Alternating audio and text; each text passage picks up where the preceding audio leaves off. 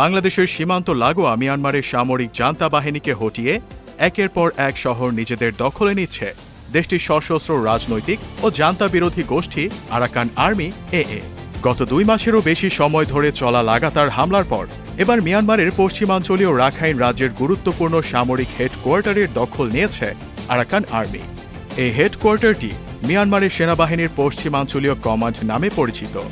এর মধ্য দিয়ে বিদ্রোহী গোষ্ঠীগুলোর অভিযানের মুখে দ্বিতীয় কোনো আঞ্চলিক কমান্ডের নিয়ন্ত্রণ হারাল মিয়ানমারের সামরিক জান্তা। শুক্রবার গভীর রাতে আরাকান আর্মি এক বিবৃতিতে জানিয়েছে, 2 সপ্তাহ ধরে ব্যাপক বন্দুক যুদ্ধের পর শুক্রবার পশ্চিমাঞ্চলীয় কমান্ডের পতন ঘটে। এরপর এই কমান্ডটি দখলের মাধ্যমে কার্যত পুরো রাখাইন রাজ্যের নিয়ন্ত্রণ গ্রহণ করল আরাকান আর্মি। এ ব্যাপারে আরও বিস্তারিত তথ্য জানতে মিয়ানমারের ক্ষমতাসীন সামরিক সরকারের মুখপাত্রদের সঙ্গে যোগাযোগ করেছিল বার্তা সংস্থা রয়টার্স, কিন্তু কেউই মন্তব্য করতে রাজি হননি। তবে জানা গেছে, জান্তা বাহিনীর বিমান হামলা অব্যাহত রয়েছে। আরাকান আর্মির এক মুখপাত্র বলেন, জান্তার যুদ্ধ বিমান ওই এলাকায় বোমা বর্ষণ করছে।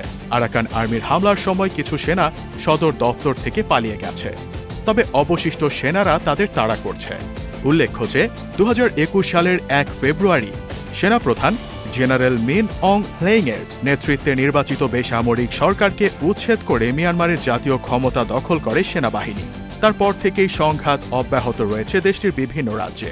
জান্তা বিরোধী সশস্ত্র গোষ্ঠীগুলোর একটি জোটের নাম 3 ব্রাদারহুড অ্যালায়েন্স।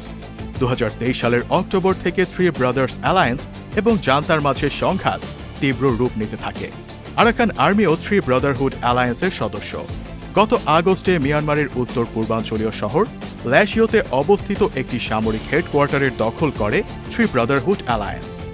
সেটি ছিল জান্তা বিরোধী বিদ্রোহী গোষ্ঠীগুলোর প্রথম কোনো আঞ্চলিক সেনা কমান্ডের নিয়ন্ত্রণ নেয়া। এরপর থেকে 14টি সামরিক কমান্ড দখলে নেয় তারা।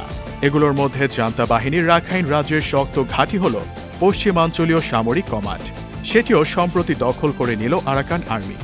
এছাড়া আরাকান আর্মি গত বছরের নভেম্বরে রাখাইন রাজ্যে যখন হামলা শুরু করে, তখন থেকে রাজ্যের 17টি টাউনশিপের মধ্যে 12টি এবং প্রতিবেশী চীন রাজ্যের পালেথুয়া টাউনশিপ সম্পূর্ণ দখল করে নিয়েছে। এখন দক্ষিণাঞ্চলীয় রাখাইন রাজ্যের গোয়া শহরে লড়াই অব্যাহত রয়েছে।